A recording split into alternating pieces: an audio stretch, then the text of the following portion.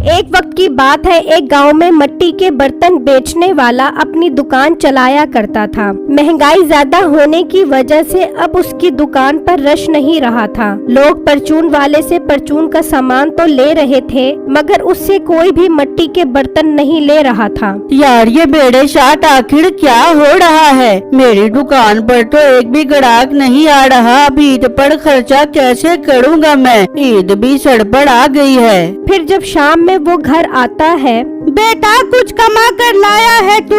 ला मेरे बेटे, मुझे खर्चा दे, ईद आ रही है। मैं अपने भी कपड़े लेकर आऊंगी और तेरी छोटी बहन के भी कपड़े लेकर आऊंगी। अम्मी जान एक दो दिन इंतजार कर लो, अभी तो दुकान पर एक ग्राहक भी नहीं आ रहा बर्तन लेने के लिए। ना मेरा बेटा ऐसी बात मत कर, तू लोगों के घर जा जाकर बर्तन बेच। मुझे तो खर्चा चाहिए वरना मैं घर छोड़कर चली जाऊंगी। ना माँ जी ऐसी बातें मत करो, आप बेफिक्र हो जाओ। मैं कहीं न कहीं से आपको खर्चा लाकर देता हूँ ताकि आप और बहन दोनों ईद की शॉपिंग कर सको।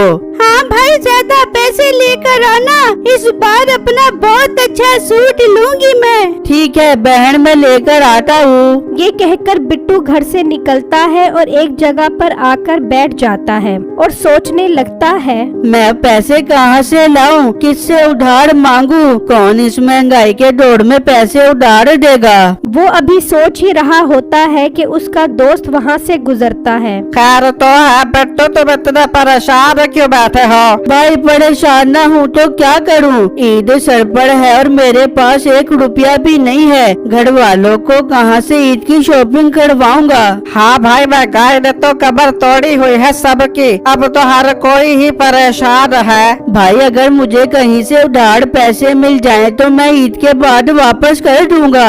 हाँ एक बंदा है जो उधार पैसे देता है, भाई मुझे उसका पता बताओ। अरे बिट्टू भाई तुम मेरे साथ चलो, मैं खुद उससे बात कर लूंगा। ठीक है मेरे दोस्त, चलो हम दोनों उसके पास चलते हैं। फिर बिट्टू पैसे उधार लेने के लिए अपने दोस्त के पास आ जाता है और उसका दोस्त अपने दोस्त को बताता है कि वो मेरे दोस्त को कुछ दिनों के लिए पैसे उधार चाहिए। हाँ पैसे तो मिल जाएंगे, मगर तुम काम क्या करते हो?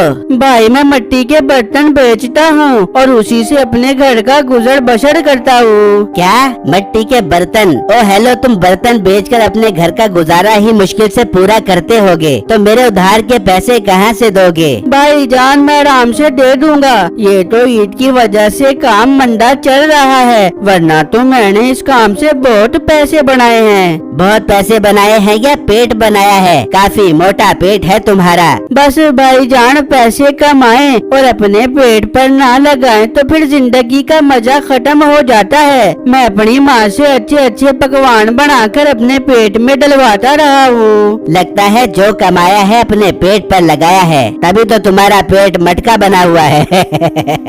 वो अभी बात कर रहे होते हैं कि मीठे की सास आ जाती है। उसको देखकर मीठे के होश ही उड़ जाते हैं और ये चीज बिट्टू और उसका दोस्त भी महसूस करते हैं। खैर उसकी सास अंदर चली जाती है और बिट्टू और उसका दोस्त मीठे से 5,000 सूद पर 10,000 रुपए उधार लेकर अपनी दुकान पर आकर बैठ जाते हैं। यार तुम्हारे दोस्त ने मुझे 5,000 सूद पर 10,000 रुपए दिए हैं, मैं उसे इतने पैसे कहाँ से वापस करूँगा? भाई महंगाई तो देख, उसने तुझे पैसे तो उधार दे दिए हैं, वरना कौन देता है पैसे उधार?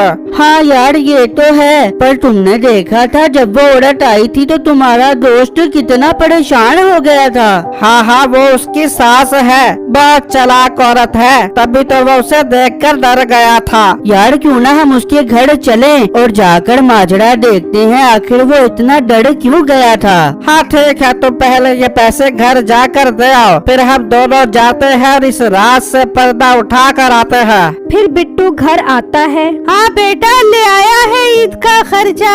हाँ अम्मी जान मैं ईद का खर्चा ले आया हूँ 10,000 रुपए, इससे आप अपने और मेरी बहन के कपड़े खरीद लो। अरे भाई आप तो बहुत जल्दी 10,000 रुपए कमा कर आ गए हैं। नहीं बहन, मैं ये पैसे कमा कर नहीं लाया, बल्कि किसी से 5,000 सूद पर उधार लेकर आया हूँ, ईद के बाद वापस कर दूंगा। क्या बेटा तू उधार पैसे लेकर आया है? हमें नहीं करनी इन पैसों से शॉपिंग। उसे 5,000 रुपए ऊपर देने से तो बेहतर है तू उसे पैसे ही वापस कर दे। मेरे बेटे, हम तेरे ऊपर कोई ऐसा बोझ नहीं डालना चाहते। नहीं अम्मी जान, अब आप लोगों को इन पैसों से शॉपिंग करनी पड़ेगी। मैं नहीं चाहता कि आप लोगों की ईद खराब हो जाए। फिर बिट्टू अपने घर 10,000 रुपए देकर चला जाता है और अपनी दुकान पर आता है। बिट्टू पैसे दे आए हो? हाँ दे आया हूँ, चलो अब उसके घर चलते हैं। फिर वो दोनों मीठे के घर पहुंच जाते हैं और उसकी खिड़की में खड़े हो जाते हैं और उनकी बातें सुनने लगते हैं। मिठे, जा मेरी माँ के लिए बकरे की रान रोस्ट करवा के जा। मेरी माँ को बहुत जोर की भूख लग रही होगी। अरे बेगम, बकरी की रान बहुत महंगी हो गई है। मैं एक काम करता हूँ, मुर्गी की रान रोस्ट करवा के आता हूँ। मिठे, तू मेरी लात देख रहा है? तुझे जमीन पर लिटा के तेरे पेट पे रख दे दूंगी कि तेरा सांस भी नहीं आएगा। रख दे नसीबो, इसके पेट पर लात रख दे। दिन ब दिन कंजूस होता जा रहा है। पिछली बार भी थोड़ी सी बकरे की सब्जी लेके आया था, मेरा पेट भी नहीं भरा। सुन ले मिठे, सुन ले, जलील करवा दिया तूने मुझे, मेरी नाक कटवा दी। अभी जाकर बकरे की रान रोस्ट करवा के जा। अच्छा बेगम, मैं भी जाता हूँ। फिर मीठा घर से निकलता है तो वो दोनों बाहर ही खड़े होते हैं। तुम दोनों यहाँ क्या कर रहे हो?